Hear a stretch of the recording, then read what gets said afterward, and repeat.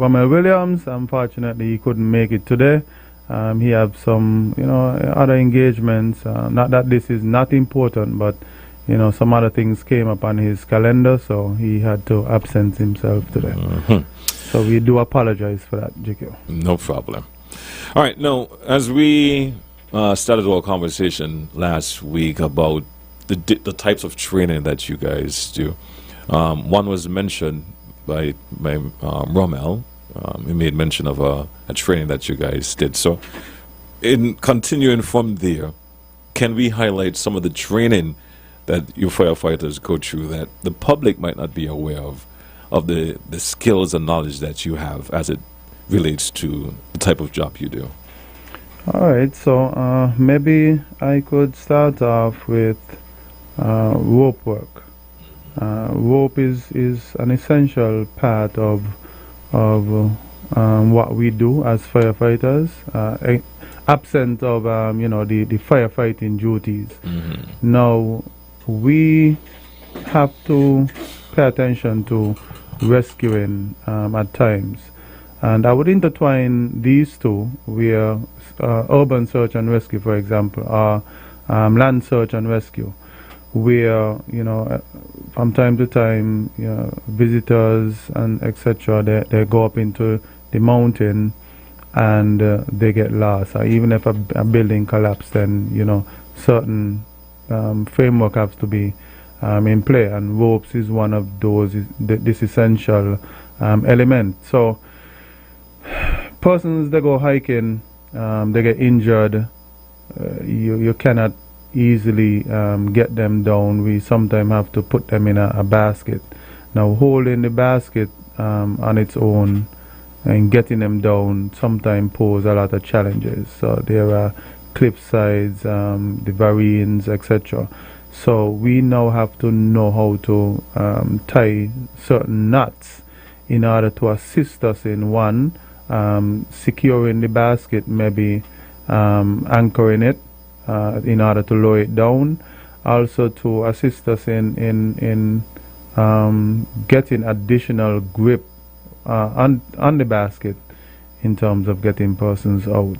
So there are a number of knots that we as firefighters seek to get trained in, such as there is a family of 8. That is one of the most important knots to know as a firefighter. The figure 8, the figure 8 follow through, figure 8 and a bite. There is the butterfly. You have the prusik knot, the reef knot, just to name a few. And each of these knots apply to different situations. Different situations, yes. Now, another type of training that is important for us is medical training. Now, we have persons who are trained as EMTs, persons also trained as EMRs, EMTs, emergency medical technician, and EMRs, emergency medical responders. And these type of training, they do indeed save lives. So firefighting training save lives on one part, EMT, EMR training save lives on another aspect. So within these training, you learn life-saving techniques, which includes CPR, how to stop bleed, how to prevent help someone who is choking. It's a diverse topic, leads off into so many different avenues. So once an officer receives training like these, he is well-rounded. That is someone who the country on a whole can look at differently, because at any moment in time, he's walking past, someone collapse on the ground, that individual can actually assist until an ambulance get there a medical doctor, etc., comes on scene. A very important training in that regard. Rope training. Rope training, Medical training. We do extrication training as well. From time to time, persons get trapped in a vehicle. We have had a string of accidents over the past few months, and some of these accidents, I don't even know how to term it, but it's just a lot of mangled wreck. And more often than not, persons are trapped within a vehicle, and we have to be called upon to conduct extrication, having these persons cut out of the vehicle using, of course, the jaws of life. We have jaws of life, which includes a cutter and a spreader, to assist in getting these persons out of the wreckage. So we do undergo training in that regards, extrication. That is another life-saving type of training that, once an officer receives such training as well, he is, diverse in many areas. Yeah, so another one is ASTI investigation, slightly relating to firefighting, but this is where now the officer can actually go into the details as to how a fire actually got started, where the origin of the fire, where the fire originated from. So things like these, he goes into the more science behind the fire, and in order to understand how it moves, what type of accelerants burn in a particular pattern, etc. Yeah. Anything else you want to share? Well, I have a few things listed here. One of my favorite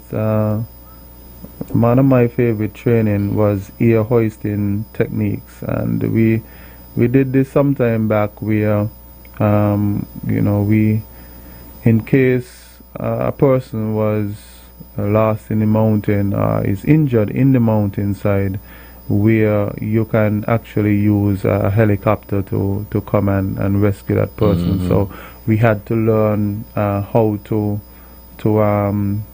set our flares so that the helicopter could actually know where our location is, and also how to once that cable comes down, there are certain things that you just can't do. You have to neutralize the static electricity and things like that. So that type of training, it was very, very exciting for me to think, and I was happy to be a part of that training. Yeah. Also bioterrorism. You know that, well, over the years that has increased the terroristic activity. So officers are actually trained in bioterrorism, ways and means of how to detect certain well, let me kind of reverse that. Knowing what type of chemicals and the type of damages that these chemicals can impact on persons, and how to isolate a scene where a threat is perceived to be. So these training comprehensively, once the fire department spends some time and a bit of money into them, it makes for a well-rounded officer who can assist in a variety of ways to help the Federation. You've made mention of one of the training that you've been on and that you enjoyed. Are there any more that you would like to share with us? You seem to be the man they call very often. I remember they had the inspections at Skellig, and you were brought in to do that. Was that because of your training as well? I am presently the fire prevention officer. I oversee inspections, presentations, etc. So, conducting fire drills, and these are key elements in terms of keeping our society safe. And so, yes, from time to time, I am called in to conduct such activities with businesses in order to help them to create a business that is safe for not just their employees, but also for the customers or patrons that come into their establishment. Okay. And that is something that I do enjoy as well, teaching persons how to be fire safety conscious, and just letting them find ways and means of keeping safe. I know if Romulo was here, he'll have been talking about the engineering training aspect of it. Yeah, indeed. He has benefited so much from that type of training. He did indeed say that he was indeed head of the maintenance unit at some point. So learning about the way in which the fire appliances them work, and the pumps, the whenever how the output of the pump is, all of these is part and parcel of the engineering training received. I also remember, I'm trying to remember the name of the officer who was here. We were talking about bomb threats, and he indicated that he was on a course. Trying to remember the name of the fire officer. Bomb threats. It was him and a police officer. He plays music now and again. That's the best description I can bring. If he's listening, he's probably laughing after me saying, "The man can't remember his name. Man can't remember his name." But I remember he was here and he was talking about bomb threats, and it was part of a special train that was going on as well. As I remember his name, I that person escapes me at this moment. Yeah. I do apologize. No, that's okay. That's okay. I could think of a couple of musicians that we have within the fire department. I don't know if that would ring a bell. We have Mr. Williams, of course. We have Erickson Isaac. We have Davron Clark. Those are the musicians that I know within the fire department. I can't recall anybody else being a musician. Okay. All right, he's going to come to me. He's going to come to me. Hopefully. I think he teaches people to drive now, too. I wonder if it's Lesroy Keynes. Lesroy Keynes. Yes. Right. He and another officer was here. Well, not a fire officer, a police officer. And they were on a training as it relates to bomb threats as well. Yeah, right. I remember that. Now, as it relates to training and fire officers, go ahead. Sorry. Well, sorry. In relation to music, he's a DJ. So I was thinking about the actual playing of an instrument, but he's a DJ. Yeah, he is a DJ. Now, as it relates to training at the fire station, do you go about your training and say it's mandatory for everyone, or do you select and say, okay, this individual seems to have the aptitude for this particular training, and so on and so on? How do you go about selecting for training? Well, in-house training is for everyone. Once it's something in-house, it's catered for everyone. But then when you have external training, not everyone can be a part of that all at once. So it boils down to selection. We look at a number of things. One being, if the individual is able to come back and teach others, that is also important, because having an individual go out there and be exposed is just a handful of them may go. So now that individual have to be able to come back and and actually teach the others about what they have learned. So that is one of the key things that we look at. We also look at conduct. I mean, it might sound silly, but someone, they need to be of good standing in going out and representing not just the organization, but they're also representing the federation. And we do not want persons going out there and having to behave in a particular manner, bringing, you know, any kind of disdain to the reputation of the fire services, and by extension the government on a whole. So it's things like that we look at. Picking person's strength. Let's say someone is they have a passion for extrication. Let's just say that, for example.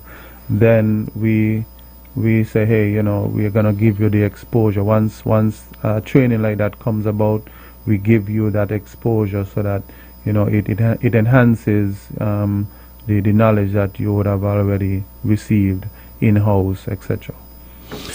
Firefighters at the airport and firefighters in town, is it rotated, or you have designated firefighters for the airport? We have, well, I would look at it both ways. We try to rotate persons. There is a system we use called transfers. Transfers is not just for a specific set, it is for everyone throughout the organization. So today I might be here in St. Kitts at a particular station. Tomorrow I might be elsewhere, wherever the need arise for an individual to be. Maybe it has to do with a specific skill set that is required at another station, or just to enhance the manpower, etc. So transfers is broad to everyone. However, the persons at the airport, they do receive specialized training in airport aircraft firefighting techniques. So most of them, they would have traveled to places like Canada, I think the US maybe, to receive such training. So once persons have received such training, we wouldn't readily, you know, take them and move them to a municipal station. However, that doesn't mean that is not possible. All right. So and then the guys them at the municipal side, they get training in different things. We have a training course with an institution, IFICASA, where is teaching them, you know, a bit of broad level of fire safety, fire related topics. So they know they could be intertwined, like I say, at any moment. But we try to, those that have received the airport training, we try to keep them there at the airport because of that specialized training. Which would make sense. Sense. But like you said, based on situation, if you need manpower, yes, which is the exception, you will do as you see fit. And we are continuously seeking training for persons, because our end goal is for everyone at the aerodrome site to be trained in aerodrome techniques. Now, before we close out, what about the possibility of getting an education at the fire department? Can you go back to evening school? Is that allowed? Will the government facilitate that? Well, we do encourage that, and I am happy to say, GQ, that for a number of years now, even before the pandemic, the Ministry of National Security, they put a structure in place where persons get free classes. So once you're a member of the National Security, Fire Police, etc., you can come to these classes. The classes, some of the topics are mathematics, social studies, principle of business, we had what other Spanish? They're doing bilingual topics. So I must say thanks to the Ministry of National Security, the government, to extend such training or such opportunities to us regarding getting additional subjects. Like I said once that I took part in such programs, and I was able to add to my already list of subjects some additional ones. So yeah, it was very helpful. And we encourage persons, so even though it may not be coming to those classes, you could always go back to the tertiary side of education, even doing a degree, whether it is online or traveling overseas to do so. We welcome that. So outside of the training for firefighters, you afford the opportunity for an education as well? Yes, indeed. Timothy, I want to thank you for being here this morning as usual and sharing the information as it relates to training with the firefighters. I know when we think about firefighters, we think about, saving lives, we think about, out in fire, but there's a lot more that's going on. And I'm happy that you were able to share and give some more insights as you and Mr. Williams do each and every Tuesday. So thank you for being here once again. Any final words from you? You have no choice now. I see you look to the left.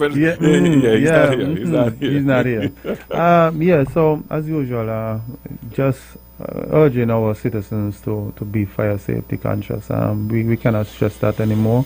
We are in a period where we lack water at times. So without the avenue of having water, encourage persons to look a fire extinguisher. Obtain a fire extinguisher for your home. You never could tell when that extinguisher would come in handy. Look for smoke detectors as an early warning device to alert you where the possibility is that there is a fire in your home, so that you will be able to get out safe with the plan that you would have already put in place, the fire evacuation plan. Thank you so much, Timothy, and have a great day, man. Thank you very much, GQ. Thanks for having me. You're most welcome. You're in tune to the morning show. Thanks for listening. Thanks for watching. We'll be back with Battle of the Bands right here on ZIZ 96.1.